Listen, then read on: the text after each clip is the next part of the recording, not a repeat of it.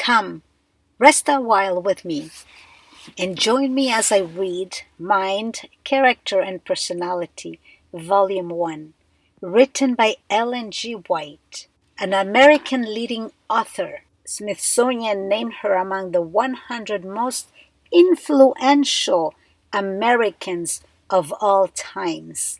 This book has helped me to improve my mental health. What is mental health? Is the health of our thoughts. How important is it to take care of our thoughts?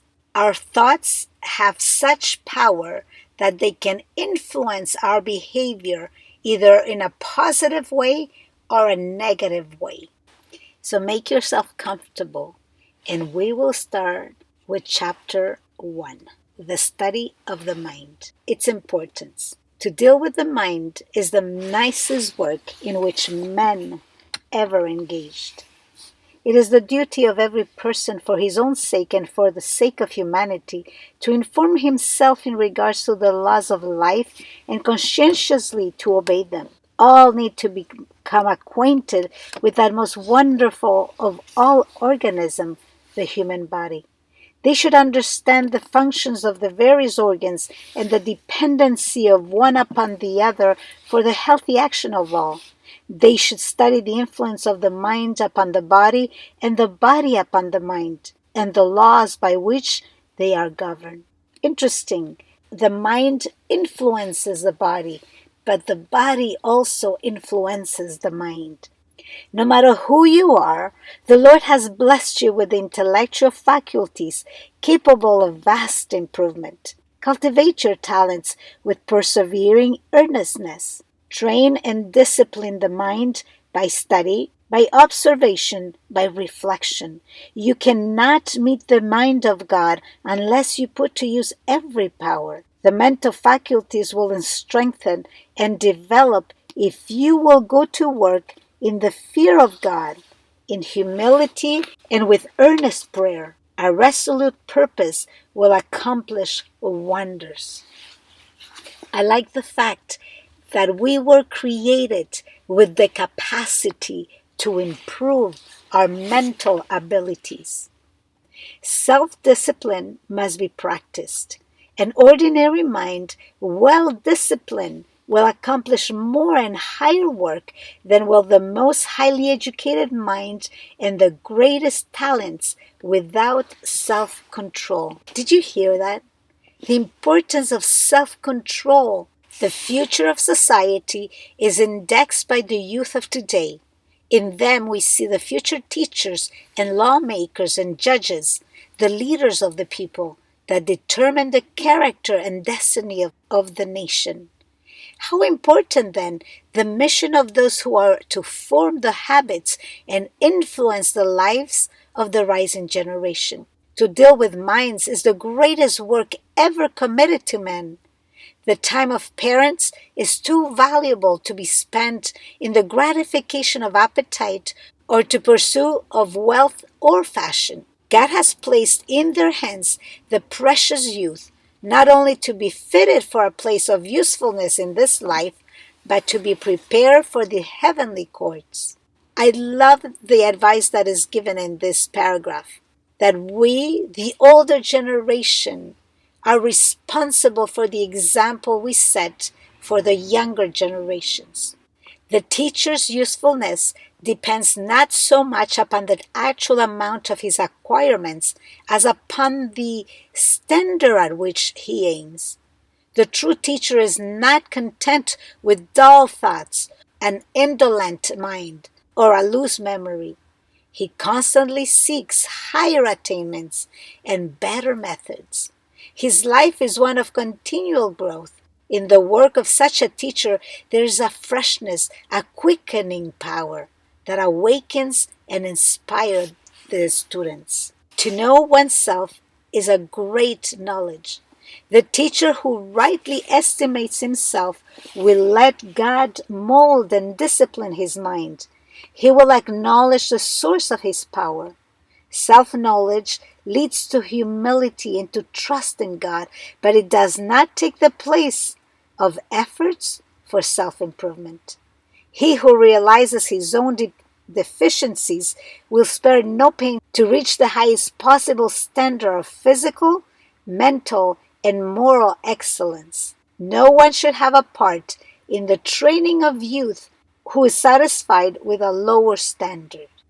I like that fact because sometimes it's easy to blame society, our parents, bad luck, or circumstances. But what I learned by reading this book is that I am the architect of my own thoughts.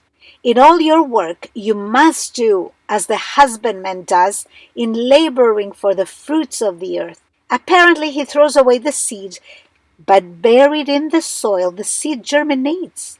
The power of the living God gives it life and vitality, and there is seen first the blade, then the ear, after that the full corn in the ear. Study this wonderful process. Oh, there is so much to learn, so much to understand. If we improve our minds to the utmost of our ability, we shall through the eternal ages continue to study the ways and works of God and to know more and more of Him.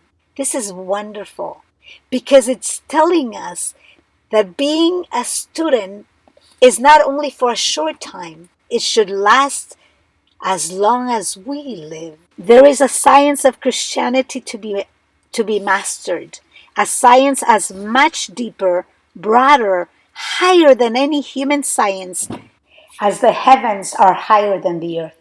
The mind is to be disciplined, educated, trained, for men are to do service for God in ways that are not in harmony with inborn inclination. Often the training and education of a lifetime must be discarded that one may become a learner in the school of Christ. The heart must be educated to become steadfast in God. Old and young are to form habits of thought that will enable them to resist temptation. They must learn to look upward. The principles of the Word of God, principles that are as high as heaven in that compass eternity, are to be understood in their bearing and the daily life. Every act, every word, every thought is to be in accord with these principles. Can you imagine how important the Bible is to our daily life? No other science is equal to that which develops in the life of the student the character of God. Those who become followers of Christ find that the new motives of actions are supplied, new thoughts arise, and new actions must result. But they can make advancements only through conflict, for there is an enemy who ever contends against them, presenting temptations to cause the soul to doubt and sin. There are hereditary and cultivated tendencies to evil that must be overcome. Appetite and passion must be brought under the control of the Holy Spirit. There is no end to the warfare this side of eternity. But while there are constant battles to fight, there are also precious victories to gain. And the triumph over self and sin is of more value than the mind can estimate. This paragraph is telling us that change does not come easy. There's a conflict whenever you want to change your way of thinking. It is the duty of every Christian to acquire habits of order, thoroughness, and dispatch. There is no excuse for slow bungling at work of any character.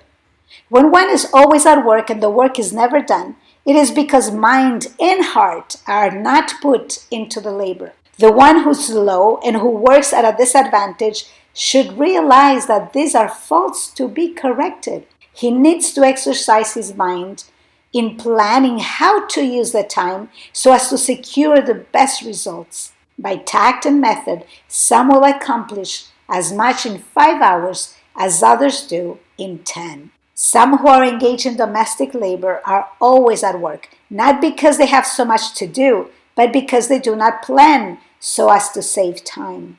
By their slow, dilatory ways, they make much work out of very little. But all who will may overcome this fuzzy, lingering habit. In their work, let them have a definite aim.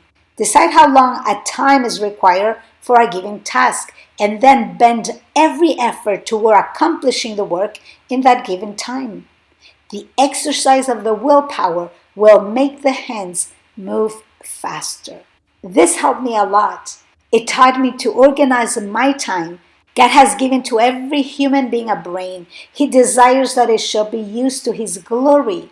We have none too much brain power as reasoning faculties. We are to educate and train every power of the mind and body, the human mechanism that Christ has bought, in order that we may put it to the best possible use. We are to do all we can to strengthen these powers, for God is pleased to have us become more and still more efficient collaborators with Him. I love the thought that God has of each one of us. He believes that we can achieve higher and higher goals. It's beautiful. Never think that you have learned enough and that you may now relax your efforts. The cultivated mind is the measure of the man. Your education should continue during your lifetime. Every day you should be learning and putting to practical use the knowledge gained. The similarity between an uncultivated field and an untrained mind is striking. Children and youth already have in their minds and hearts corrupt seed, ready to spring up and bear its perverting harvest. And the greatest care and watchfulness are needed in cultivating and storing the mind with precious seeds of Bible truth. There is never a time where we should stop learning. Upon the right improvement of our time depends our success in acquiring knowledge and mental culture. The cultivation of the intellect need not be prevented by poverty, humble origins, or unfavorable surroundings.